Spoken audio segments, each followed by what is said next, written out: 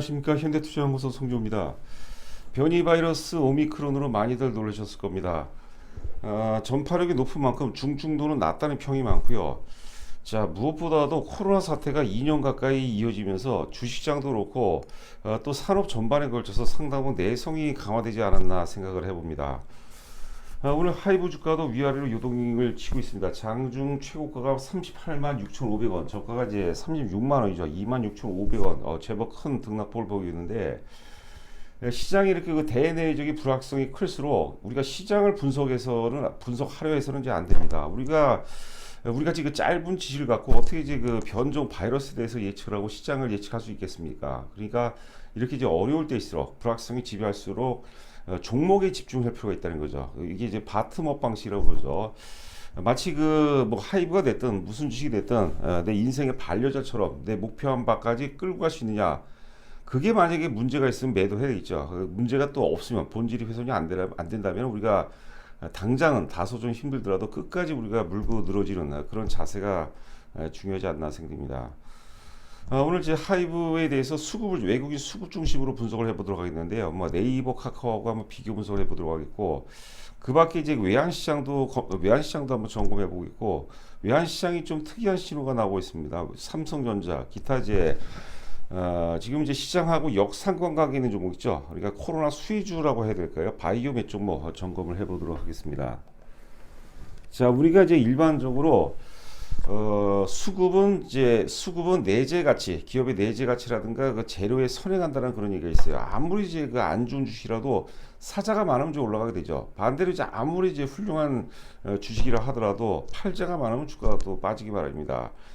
하이브 최근에 지금 42만 원대 고점에서 제법 많이 빠졌습니다. 제법 많이 빠졌는데 그런데도 불구하고 외국인 수급은 굉장히 양호하죠. 지난주 금요일 같은 경우도 시장이 상당히 어려운 그런 상황에서도 이제 외국인들이 한 7만 4천 주 정도, 7만 4천 주면 굉장히 많이 매수를 했죠. 지난번에 또 그 윤석준 글로벌 CEO가 6만 주를 매도했다고 그러는데 여하튼간에 좀 아쉽긴 하지만 여하튼간에 외국인 수급은 상당히 좋다 이렇게 보시면 될 것 같아요. 자, 지금 이제 보시는 화면은 위에가 이제 코스피 일봉 차트가 되어 있고 아래가 이제 그 원달러 환율입니다. 일봉 차트고 기간은 이제 그 1월서부터 현재까지입니다. 기간은 이제 코스피하고 동일합니다. 하루에 오차도 없습니다. 보시게 되면은 보통 이제 우리가 원달러 환율과 주가의 상관관계를 보면 주가는 기본적으로 달러와 대비 원화 강세 속에서 올라가죠. 원화 절상 속에서 올라가고 원화 절하 속에서 주가가 이제 빠지는데 1월달 이제 그 삼성전자나 현대차 보면 1월 11일 날이 단기 상투였죠. 뭐 최상투가 될지 뭐 단기 상투가 될지 중기 상투가 될지 모르겠지만 삼성전자 기준으로 1월 11일 날 96,800원 최고점 위에 조정을 받기 시작했죠. 그러면서 이제 지금 달러 대비 원화 환율도 계속해서 약세를 보이고 있습니다. 환율이 인상이 된다 그러죠. 환율 상승세가 계속 지속이 되고 시장은 굉장히 침체가 됐었죠. 자, 그리고 이제 시장이 최고로 어려울 시점이 코스피를 보면 이제 그 지난 그 10월 12일이거든요. 당시 이제 코스피가 2,900포인트가 위협받는 그런 상황에서 환율은 제일 높았습니다. 원화가 제일 약세였다는 얘기죠. 달러당 1200.4원이었습니다. 그런데 지금은 어떻습니까? 지금은 이제 그 달러당 1192원 정도, 1192원에서 왔다 갔다 하거든요. 그러니까 지금 상황에 원달러 환율은 지난 그 10월 12일보다 지금이 더 원화가 달러와 대비 강세죠. 그런데 지수는 어떻습니까? 그때하고 지금하고 이제 같은 이제 2,900포인트가 이제 2,900포인트 이제 초반 혹은 이제 전후에서 비슷한 그 수준이죠. 뭐 삼중 바닥 정도라고 해야 될까요? 자, 여기서 이제 다이버전스 신호가 이제 나타나고 있는데 지금 뭐냐면 지금 이제 달러와 대비 원화 같은 경우는 10월 10일보다 강세고 주식시장은 거의 대등해요. 그러니까 주식시장은 외환시장의 하부 구조라고 그랬죠. 요 지표만으로 놓고 봤을 때는 사실 요 지표만으로 놓고 봤을 때는 원달러 환율이 유리한 그런 상황이기 때문에 시장도 외환시장에 수렴하면서 다소 좀 회복될 가능성이 있다. 뭐 이렇게 한번 우리가 접근을 해봐야 되지 않을까 생각됩니다. 제가 또 이제 많이 활용하는 거거든요. 물론 이제 지금 시장 분위기 봐서는 좀 아직까지 열악해요. 근데 항상 2,900포인트가 훼손이 될 때, 2,900포인트 초반에서는 계속해서 이제 악재가 지배했습니다. 자, 오늘 그리고 수급은 굉장히 좋습니다. 지금 현재 시간이 이제 오후 1시 10분 통과하고 있는데 코스피 시장에서는 외국인들이 한 510억 정도 순 매수하고 있고 상대적으로 좀 많이 빠졌던 코스닥 시장에서는 이제 한 1,400억 정도를 순 매수하고 있어요. 지금 오미크론이라는 그 보이지 않죠?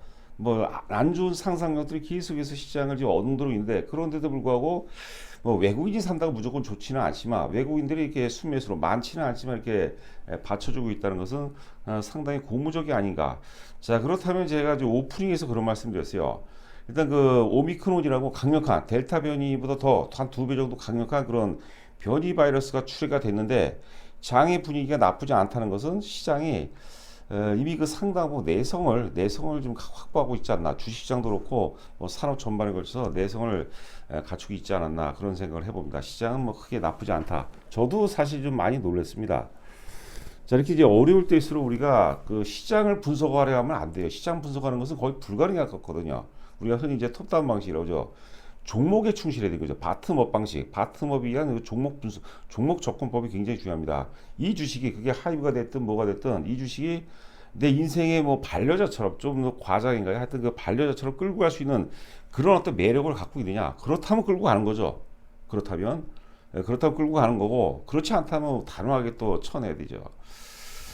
자, 보시는 화면은 이제 그 위에가 이제 SK 바이오사이언스고 아래가 시젠입니다. 이것은 이제 코로나가 확산되고 또 변종이 발생되면 될수록 유리한 환경이죠. 그런데 위에 이제 SK 바이오사이언스도 30만 원대, 물론 이제 며칠 더 추이를 봐야 되겠지만 30만 원대에서 매물을 받고 있는 그런 모습이고요. 저항을 받고 있는 모습이고 시젠도 이제 아침에 동시호가 이후서부터 굉장히 강세했어요. 주가가 대략 한 17% 정도까지 초강세를 보이는데 지금 좀 많이 밀리고 있는 그런 상황이죠. 1시 11분 통과하고 있는데 시젠이 17% 가까이 올랐다가 지금 플러스 한 3.2% 오르고 있고요.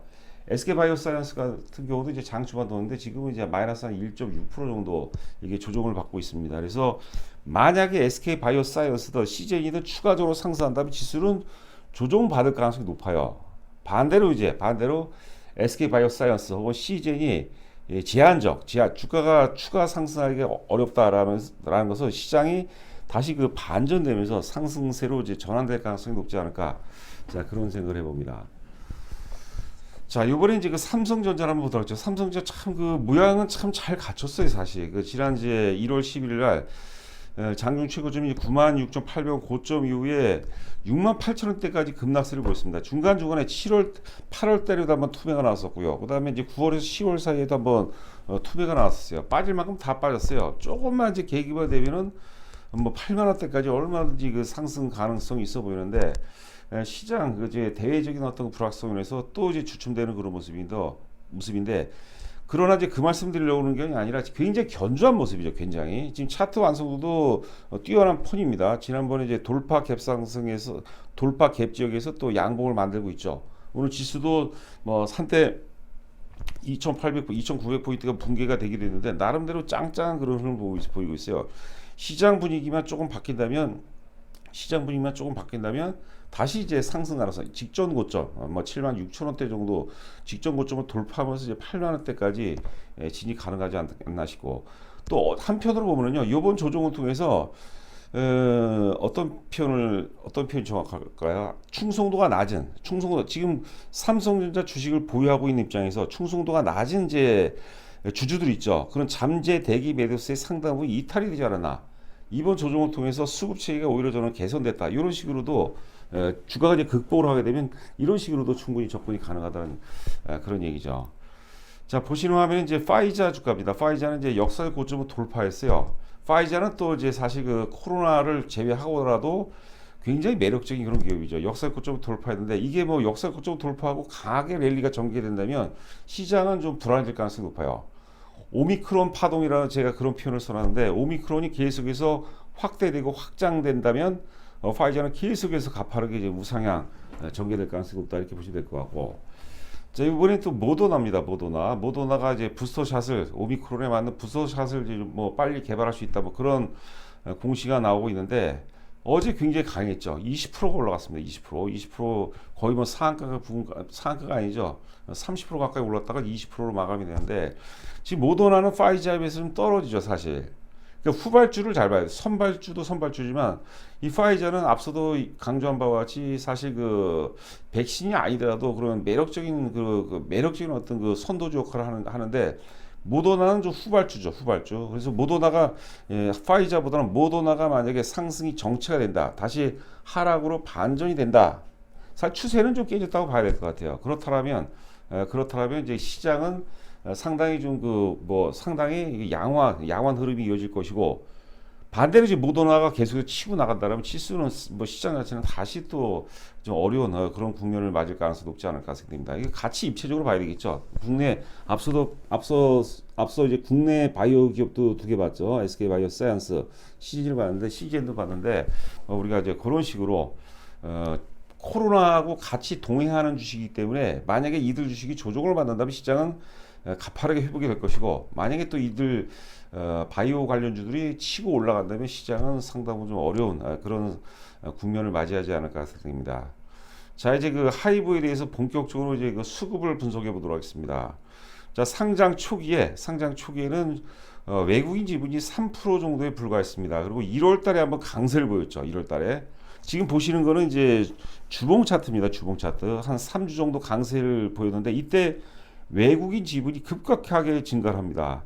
자, 그리고 이제 그 3월 정도 소폭 조정을 받았다가 이제 4월 이후서부터 또 이제 우상향 흐름을 보이면서 외국인 지분이 9%에서 16%대까지 증가를 했고, 다음에 이제 그 최근에 이제 17%대까지 진입했습니다. 지금 외국인 지분이 사상 최대를 누르고 있어요. 자, 그렇다면 여러분들, 물론 이제 그 하이브를 보면은 사실 외국인이 산다고 외국인 지분이 늘어난다고 무조건 좋은 건 아니에요. 그렇죠. 그런데 일반적인 흐름을 봤을 때 외국인들이 순매수인 주가가 올라갔고, 또 외국인들이 좀 매도하거나 아니면 외국인 매수가 순매수가 정체면 이제 일반적으로 조정을 받았거든요. 그렇기 때문에 외국인 함수가 굉장히 크죠. 자, 그리고 이제 다음 페이지 보시면은, 자, 이제 수급은 내재 가치나 재료에 선행한다고 하는데 맨 위가 이제 그 하이브가 되겠고요. 그 중간이 뭐냐? 중간에 외국인 수급이 이게 네이버입니다. 네이버. 그리고 맨 아래가 이제 카카오가 되겠는데, 지난 이제 1월 달 기준으로 해서 1월 고점 기준으로 해서 외국인 수급이 가장 안 좋은 게 어떻습니까? 맨 아래 카카오죠. 카카오는 외국인 지분이 35%대, 34%대 후반에서 지금 30%대까지 떨어졌죠. 자, 그다음에 중간에 네이버도 외국인 지분이 이제 57%대에서 이제 56%대로 좀 많이 감소하고, 맨 위 이제 하이브 같은 경우는 외국인 지분이 계속해서 신고치를 갱신하고 있어요. 자, 지금 이제 그 네이버의 외국인 지분이 지금 한 56%입니다. 56%. 지금 카카오는 외국인 지분이 30%예요. 제가 보기에는 거의 선택은 여러분들 몫이에요. 저는 개인적으로는 하이브의 외국인 지분이 한 30%까지는 증가할 것 같아요. 30%, 뭐 30% 이상까지는 이제 몰라도 한 30%까지는 뭐 충분히 가능하지 않겠나 생각이 되거든요. 지금 이제 외국인 지분이 17%니까 아직도 외국인이 한 13% 정도 더 산다고 보는 거죠. 그래서 외국인 지분이 한 30% 정도 되는 시점, 20%대 후반에서 30%대 초반, 그 정도가 주가 역시도 가장 그 피크 국면이 아닐까 그런 생각을 해봅니다. 여러분들 뭐 투자하시는데 참고하시 바라고, 이런 자료는 제가 만들었어도 좀 단순하면서도 좀 잘 만든 자료가 아닌가 이렇게 또 자화자찬을 해봅니다. 자, 일봉 차트를 보도록 하겠습니다. 일봉 차트. 자, 현재 시간 이제 1시 18분을 통과하고 있는데 마이너스 한 500원 정도죠. 오늘 장중 저점이 36만 원인데 최악에 한 34만 원, 5만 원 정도로까지 생각해도 될 것 같아요. 그런 34만 원, 5만 원 뭐냐면 6월 달 고점이 34만 원 정도, 33만 7천 원, 한 34만 원이고, 그다음에 작년에 10월 15일이죠. 상장 당일날 최고점이 35만 원이거든요. 그러니까 대내외적인 어떤 불확성 감안해서 35만 원도 살짝 깨질 수 있다. 그런 생각을 가졌으면 좋겠어요. 그리고 오늘 저점이 이제 기본적으로 36만 원이니까 36만 원 미만에서는 좀 사야 되겠죠. 저는 37만 원 아래에서 사도 괜찮다고 봐요. 근데 37만 원 아래에서 이제 우리가 그 살 기회를 주고, 만약에 그 이후로 주가가 상승으로 확 전환돼 버리면 못 사는 거거든요. 그러니까 아예 그냥 한 만 원 정도 물려 있는다 이렇게 생각하는 것도 저는 좋은 방법이 아닐까 생각됩니다. 주가가, 여러분 가만히 생각해 보세요. 주가 오르는 주식을 최고점에 파는 것은 굉장히 힘들거든요. 우리가 흔히 이제 무릎에서 사서 이제 어깨에 파라는 얘기를 하고 있는데, 머리 근처에서 파는 게 좋죠. 반대로 주가를 살 때 최바닥에 사는 것은 거의 불가능해요. 그 도둑놈 심보죠. 그러니까 이제 다소 좀 물린다는 그 너그러운 마음, 평화스러운 그런 마음으로 사는 게 어떤가 그런 말씀을 드립니다. 일단 그 하이브는 일단 굉장히 젊은 시세입니다, 여러분들. 그리고 요번에 어차피 이제 42만 원 고점을 찍고 지금 다 첫 번째 눌림목 과정이기 때문에 마음이 좀 편한 거예요. 올라갈 때 42만 원대를 어떻게 생각했어요? 야, 이러다가 언제 거래가 터지고 언제 한번 상투를 치나 막 이렇게 걱정을 했는데 지금 37만 원대까지 조정을 받으니까 오히려 저는 개인적으로 마음이 좀 편한 것 같아요. 어차피 끌고 갈 주식이고 제가 팔 가격대는 어느 정도는 정해져 있어요, 여러분들. 그러니까 그때까지 시간의 힘만 내 표를 만들고 기다리면 이제 되는 거죠. 물론 이제 주식이라는 게 뭐 100%는 없지만 저는 뭐 개인적으로 그렇게 생각하고 저와 이제 공감하신 분이라면 이제 뜻을 함께하는 것도 좋은 방법이 아닐까 생각합니다. 주식을 한번 매도해 보세요. 매도하면 또 굉장히 불안해집니다. 그런 심리가 있어요. 자, 저희 그 현대투자 VIP 회원 모집 관련해서 자세하게 안내가 되어 있으니까요. 읽어보시고 입금하시고 입금자 성명을 문자로 보내주시면 제가 인사 말씀과 함께 자세하게 현 시점 기준 최적의 포트폴리오에 대해서 제가 자세하게 안내해 드리도록 하겠습니다.